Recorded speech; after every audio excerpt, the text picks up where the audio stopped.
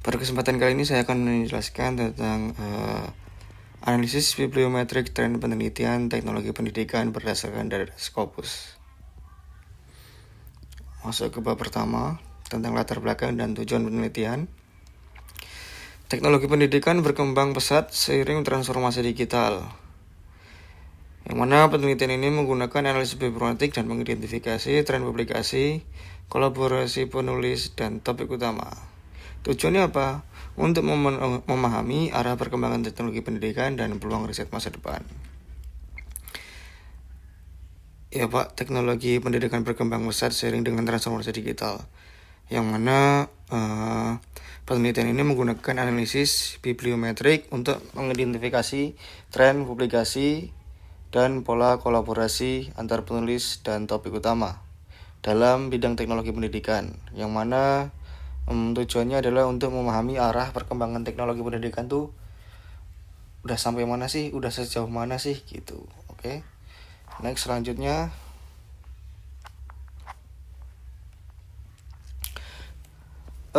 metode penelitian.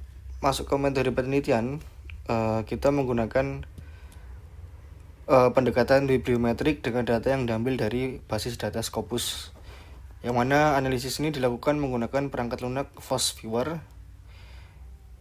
Untuk fokus penelitian ini meliputi jumlah publikasi per tahun, pola kolaborasi antar peneliti dan institusi, serta tema utama penelitian. Nah, data ini dikumpulkan melalui purposive sampling berdasarkan kata kunci terkait teknologi pendidikan. Untuk tren publikasi teknologi pendidikan ya, dari tahun 2020 sampai 2025 ini kita mendapatkan terjadi peningkatan jumlah publikasi yang dari awalnya 35 pada tahun 2020 menjadi 61 pada tahun 2025. Yang mana fokus penelitian ini bergeser Pak ke topik seperti e-learning dan kecerdasan buatan, learning analysis, game-based learning, dan teknologi digital. Dan kita juga mendapati bahwasannya pandemi COVID kemarin, tahun lalu, itu menjadi faktor yang mempercepat adopsi teknologi dalam pendidikan.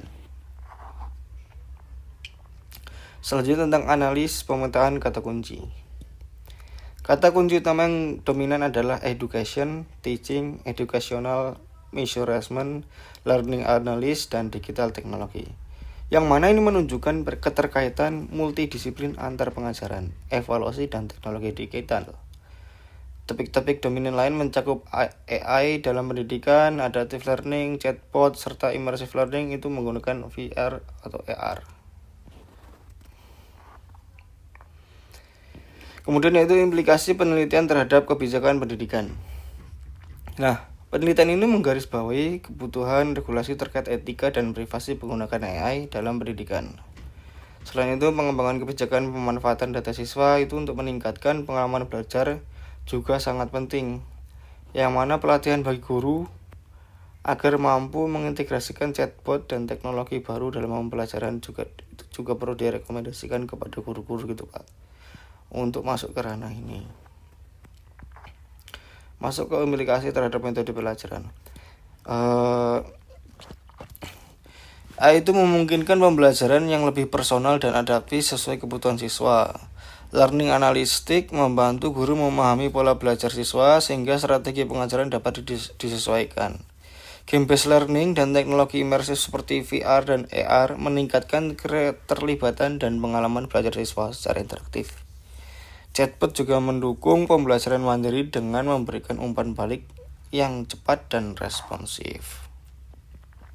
Kesimpulannya adalah teknologi pendidikan telah berkembang signifikan dan menjadi bagian integral dari proses pembelajaran, Pak. Kolaborasi antar peneliti dan institusi itu meningkat, menandakan sifat multidisiplin bidang ini.